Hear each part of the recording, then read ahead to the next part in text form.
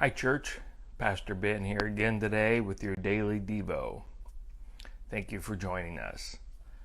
We've been talking about basic principles. The idea that somehow or another we're supposed to be grounded in these basic principles. And we've been exploring the concept of kingdom.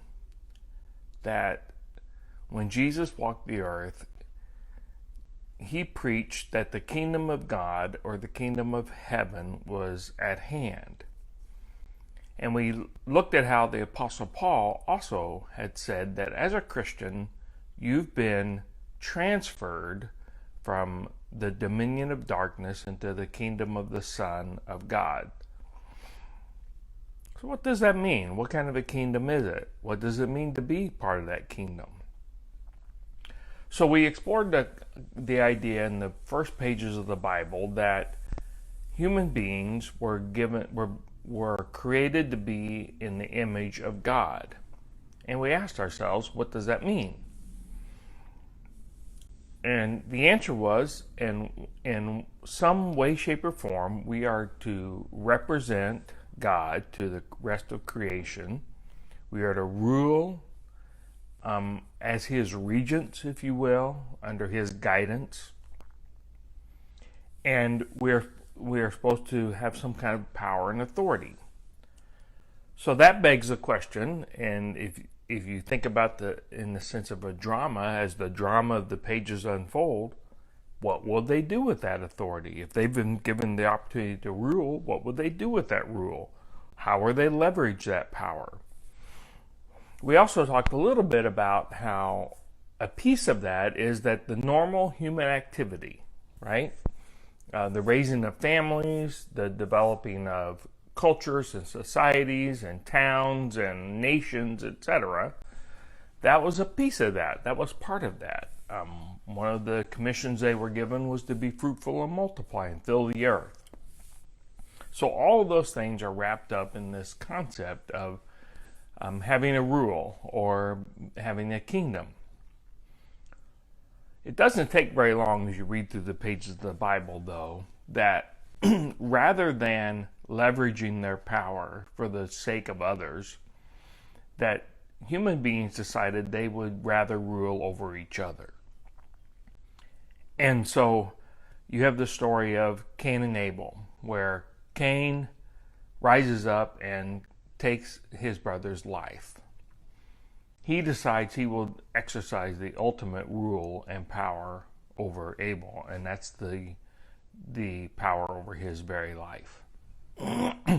So what went so horribly and terribly wrong? Why did it go so wrong? We've got this rather enigmatic story about these two trees in the garden. And one is the tree of the knowledge of good and evil, and Adam and Eve are told to stay away from that. It stands to reason that God did not want them to be completely ignorant of this good and evil, but that he wanted them to get that on his terms, that he wanted to somehow or another slowly mature them into into the state of understanding or being able to take guidance directly from him on the knowledge of good and evil. But they decided instead that they would take it for themselves and sought a shortcut to have that power. And things just went downhill from there. So that makes me ask another question. What about today? We've come forward several thousand years, and now we look around our world and we see very clearly that while God may be in control, it doesn't seem like it an awful lot of the time. And that's because human beings continue to exercise power and authority for their own sake rather than for the sake of others. And that's really what it comes down to, doesn't it? So when Jesus came, he inaugurated or rebooted the human project, as it were. He reinstituted that kingdom. And he taught us what it would look like. And he taught us that rule and authority is not about leveraging your power for your own benefit.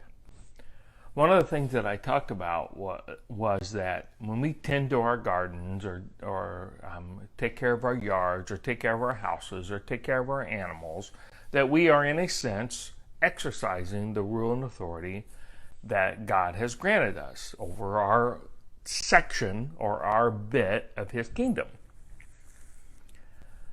But if we're doing that in such a way that it's not benefiting other people, but only benefiting ourselves, we're kind of missing what Jesus was trying to teach us about serving others. Jesus came and said, when you're exercising your authority and your rule and your power as the image of God, what I want you to do is I want you to leverage that for the benefit of others. So there's our second basic principle. That leading or ruling means serving. Ruling or leading means that you don't leverage, you don't build your own kingdom, you build God's kingdom. One of the practices that I do is when I pray, I start with the Lord's Prayer. And in that prayer, Jesus says, "Your kingdom come," talking to God. And I'll often put a parenthesis in there and say, "Not mine." So that's the challenge for today. I would ask you to meditate on this question.